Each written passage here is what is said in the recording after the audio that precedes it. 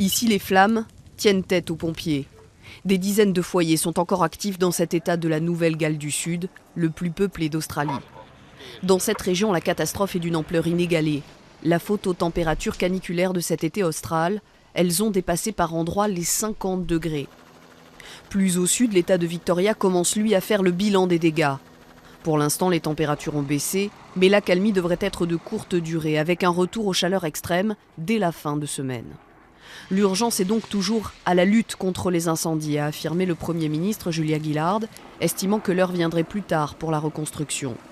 En ce début de semaine, les autorités surveillaient avec inquiétude la situation sur l'île de Tasmanie. Une centaine de personnes étaient portées disparues, mais ils auraient tous réussi à fuir leur maison, parfois avec le feu sur leurs talons.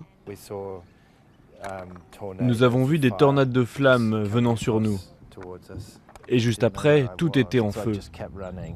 Je ne savais pas où j'étais, alors j'ai continué à courir.